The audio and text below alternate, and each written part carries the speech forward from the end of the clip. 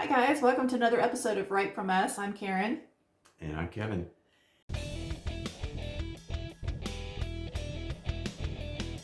And today, what do we have, Kevin? Well, Ukraine is a country in Europe. Okay. And it exists next to a country called Russia. Oh, okay. Russia is a bigger country. Russia is a powerful country.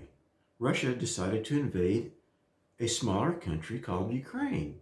What? So basically, that's wrong. It goes against everything we stand for. Yeah, that's just a quote from Kamala Harris. She was on a radio program the other day, and the host said, "Can you explain to us in layman's terms what's happening with this war in Russia?" Well, she dumbed it down for us. Yeah, so us regular people could explain, because we're too stupid to what's happening. Yeah, so and there's been a couple of other things like that. There was another one just a few days later where she was basically doing the same thing, just treating people like they're really, really stupid. Well, I feel like that the Democrats, that's what they feel like people. They feel like people are stupid. And there are some people that are probably in that category. Are they stupid or are they ignorant?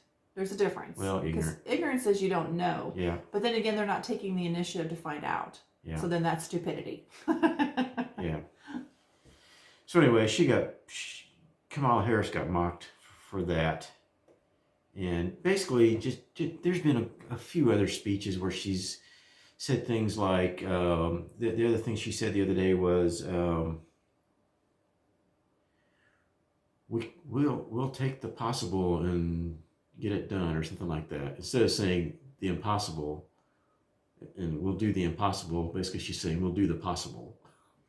Yeah, she's been... I wish I had the quote on that, but I sort of botched that, but anyway. She's kind of on a roll here lately. I don't know if she's genuinely stupid or she just gets so nervous that she's just a terrible public speaker. Yeah, or probably a little bit of both. I know everybody makes fun of her for her laugh and stuff, and yes, she has that witchy laugh, but I also think, to me, it's nerves. Like, she's just nervous and she doesn't know what to say. Well, inexperience, and can you believe that's our vice president? Inexperience is probably the biggest thing. And it's so funny because our morning show host that we listen to in the morning, he's kind of summed it up perfectly, because he was talking about this very thing that you're talking about, and just listening to the way she talks, when she's in front of people or she gives a speech or whatever, her cadence is off and her speech pattern is just odd. And he's like, what is it about her? I just can't put my finger on it. What is it that sounds so weird and unnatural?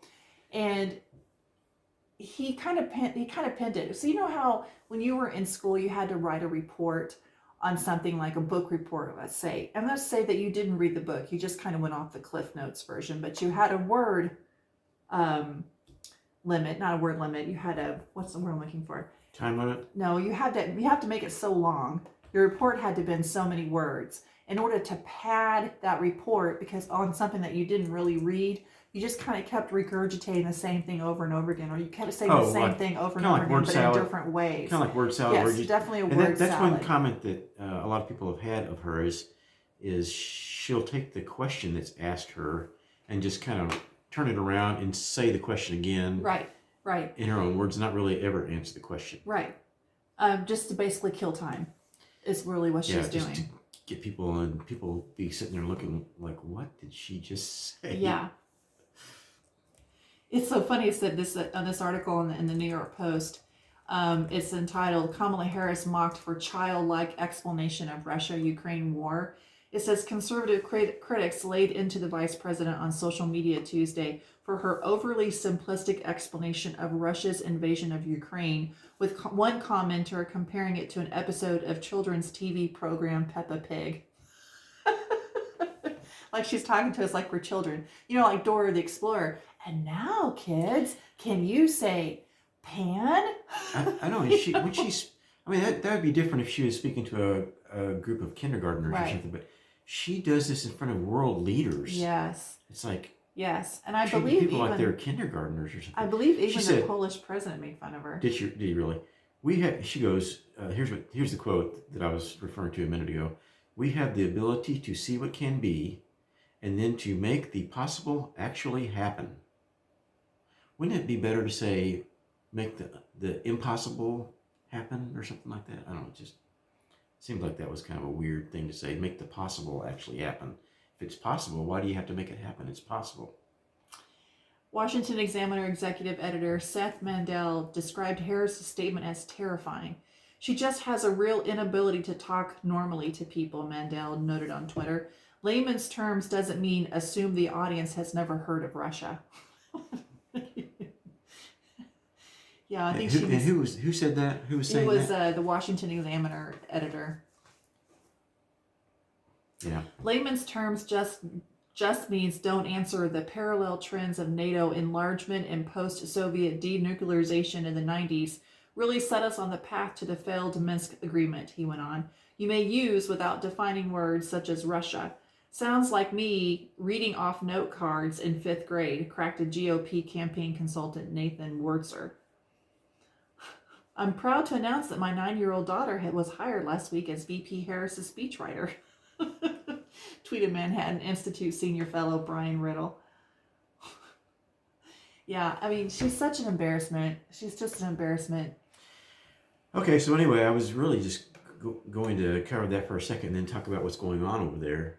Yeah, what is going on over there?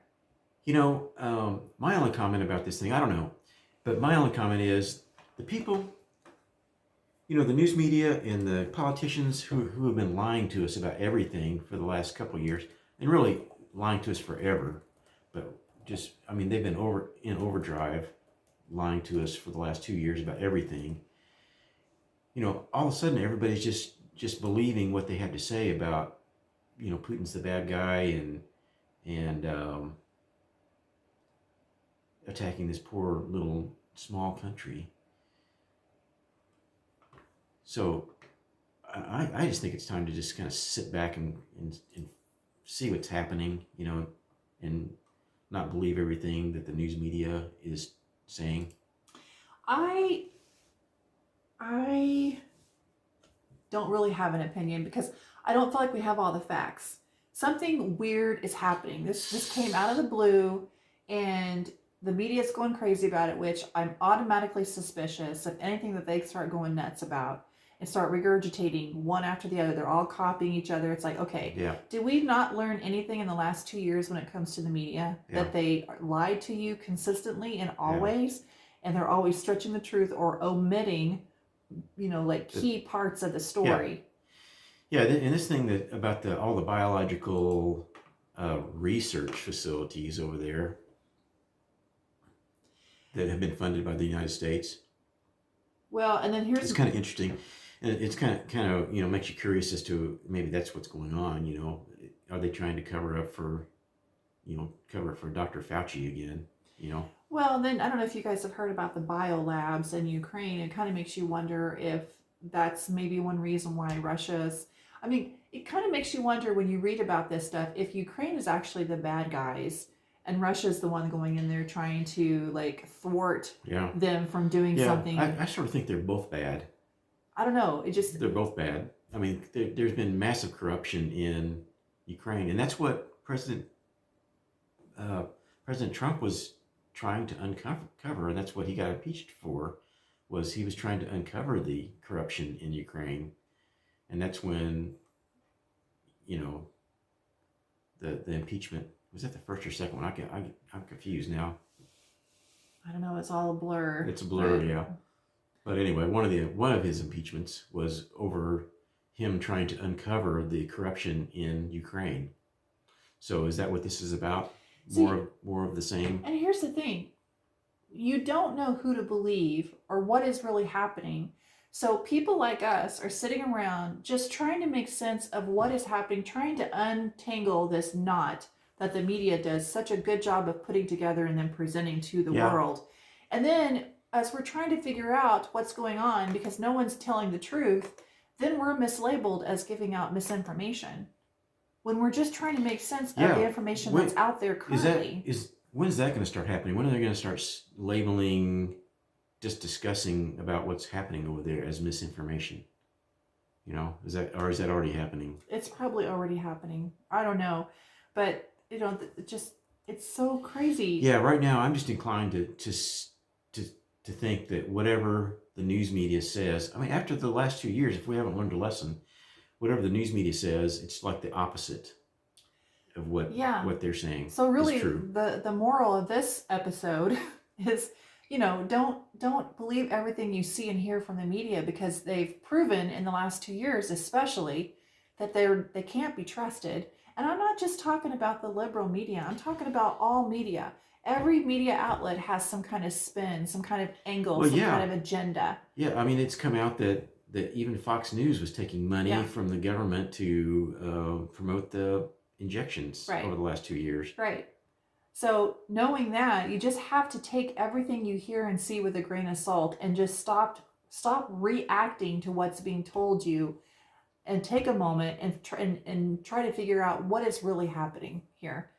Because being reactive is one of the big things that we kind of did wrong in this past pandemic, in my opinion, that we were so reactive to all this misinformation that was out there, that even to this day, we don't really know what happened. We don't really know the truth. Well, some of the truth is coming out. And it will continue to come out in the next Some of the truth few is coming years. out, and that might be part of what this thing in Ukraine is all about, don't you know? Right.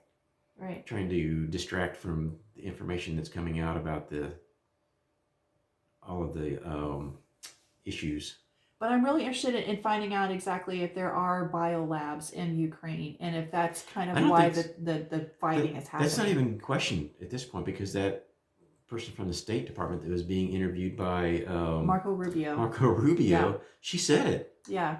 And she said that they're concerned that the Russians are going to get in there and cause some kind of a biological thing. Yeah, release some kind of biological weapon. Yeah. Or something like that, which is terribly scary. I mean, that's way scarier than this pandemic we just went through. But anyway, so keep your eye on it, and, pay more attention to what's not being said as to what is being said. Yeah, it seems like every time there's a big thing that comes out in the news, I just try to think, okay, what else is going on? Right.